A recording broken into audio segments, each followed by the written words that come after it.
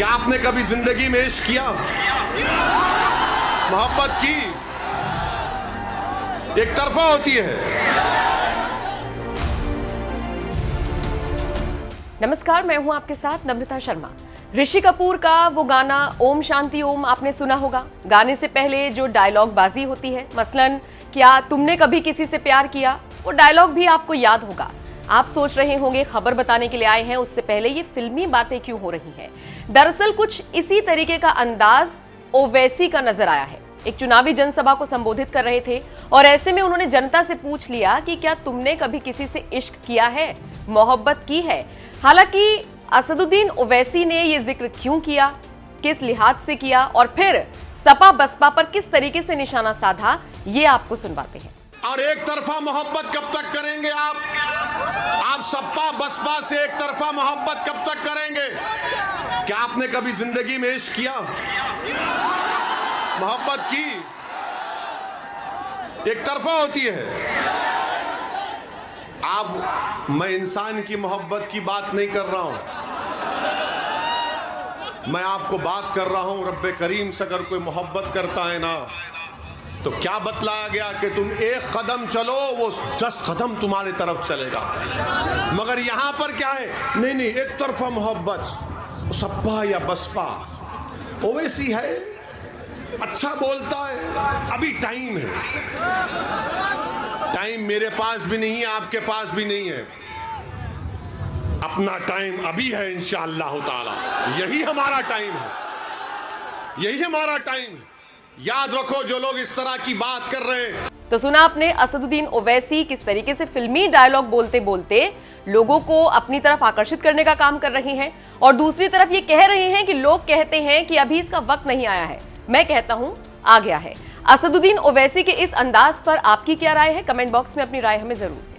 जब आप अपनी ताकत की बुनियाद पर कह सकेंगे कि उत्तर प्रदेश में मुस्लिम अल्पसंख्यक समाज को, दलित समाज को, पिछड़ा समाज को, कुशवाहा समाज को इंसाफ किया जाए, क्योंकि ये जानते क्या है, इनके दिमागों में ये बात बैठी हुई है कि ये लोग कहीं नहीं जाएंगे, इनको डर दिखाओ, मोदी का, योगी का, बीजेपी का, ये डर कर हमको वोट देंगे। ओवैसी आपसे कह रहा है कि डर की बुनियाद पर नहीं, उम्मीद की बुनियाद पर, खौफ की बुनियाद पर नहीं, खौफ की बुनियाद पर नहीं। अगर आपकी ताकत दिखाई देगी, और ताकत सिर्फ नारों से ताकत नजर नहीं आती, ताकत सिर्फ जज्बाती तकारीर से नजर नहीं आती, ताकत सिर्फ 1000 10,000 का मजमा जमा करने से दिखाई नहीं देती। जमहूरियत में, लोकतंत्र में ताकत वोट है। जब वोट की ताकत नजर आएगी तो सपा बसपा बीजेपी सब बोलेंगी कि अब इनसे पंगा लेना महंगा पड़ेगा। और आप इस बात को समझिए, मेरी इस बात को। अगर आप ये समझ रहे हैं कि बाज लोग आकर जो दिल्ली और लखनऊ में बैठकर आपके वोटों का सौदा करते हैं, मैं उनसे भी कहना चाह रहा हूं कि अब तुम्हारी दुकानें बंद होंगी, तुम अब तिजारत नहीं करोगे हमारे जज्बात पर, तुम हमारे वोटों की तिजारत करते हो अपनी जाती मफाद के लिए। अब एक बेदारी की लहर पैदा हो चुकी है उत्तर प्रदेश में, और वो बेदारी की लहर ये होनी चाहिए कि आप इसको वोट में तब्दील करें। और मंजलिस के मुखालिफिन, भागीदारी परिवर्तन मोर्चा के मुखालिफिन कहते ओवैसी के जनसभा में भीड़ तो मन कराती है, मगर क्या वोट में तब्दील होगा? क्या वोट में तब्दील होगा? क्या वोट में तब्दील होगा? क्या वोट में तब्दील होगा?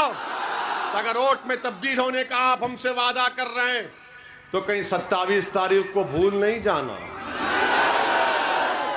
ऐसा नहीं है कि नहीं यार, जज्बात में नारा लगा दिया था। ये ओवैसी का भड़का भाषण दिल को छू लेता है। मेरे दोस्तों, मैं अगर अपनी जबान को चलाता हूं तो मैं आपसे वाहवाह हासिल करने के लिए नहीं चला रहा हूं। मैं आपको एक पैगाम दे रहा हूं, फिक्र दे रहा हूं। उस फिक्र जो दे रहा हूं, जो पैगाम हमने और बाबू सिंह साहब ने दिया, उस पर गौर करिए, उस पर सोचिए। आप सोचिए क्या कि इनकी बातों में सच्चाई है। अगर सच्चाई है तो साथ दो आप हमारा, वरना याद रखो बीजेपी को अगर कोई रोक सकता है, मैं फिर से कह रहा हूं बाबू सिंह कुशवाहा, ये बबुआ से नहीं होगा, इनसे नहीं होगा। ये खाली आराम पसंद आदमी है, लड़ना जानते नहीं है। हम लड़ना जानते हैं। और एक तरफा मोहब्बत कब तक करेंगे आप सपा बसपा से एक तरफा मोहब्बत कब तक करेंगे?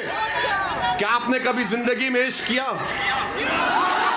मोहब्बत की? एक तरफा होती है। मैं इंसान की मोहब्बत की बात नहीं कर रहा हूं,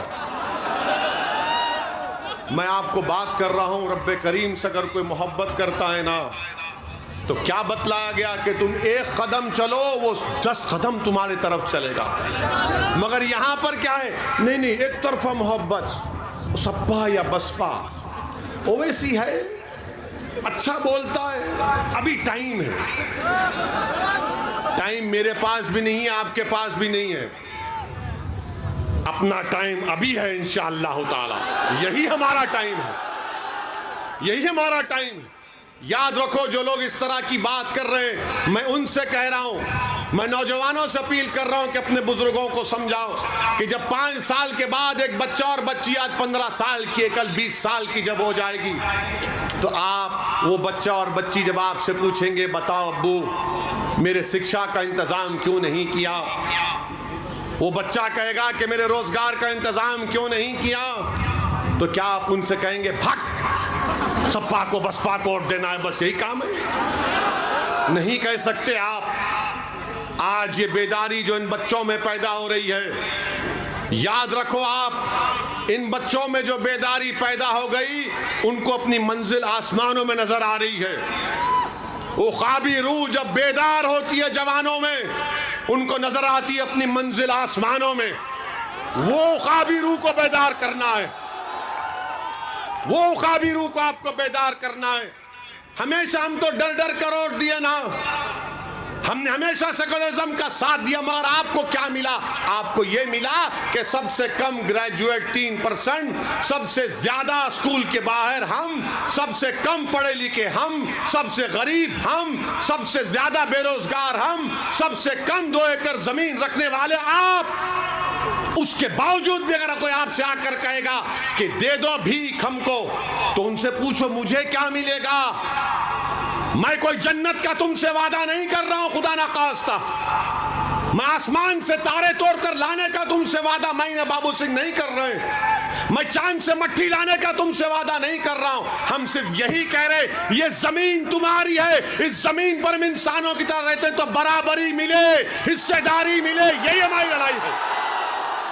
इसीलिए आपसे अपील कर रहे हैं कि 27 तारीख के दिन आप तमाम लोग ना सिर्फ प्रतापगढ़ बल्कि पूरे जितने भी अभी फेजेस बाकी हैं, 4थे, 5वें, 6ठे और 7वें, जहां तक हमारी बात पहुंच रही है, और मैं अल्लाह से भी दुआ करता हूं रब्बे करीम, मैं कमजोर हूं, मेरी आवाज को पहुंचाना तेरा काम है, दिलों को मोड़ना तेरा काम है, मेरे बस की बात नहीं है। मेरे अजीज दोस्तों, बुजुर्गों, हिम्मत और हौसले को बुलंद रखो और अपना एक वोट जहां पर मंजलिस का प्रत्याशी है, पतंग के निशान पर बटन दबाइए। जहां पर जन अधिकार पार्टी के प्रत्याशी हैं, गैस के सिलेंडर पर बटन दबाइए।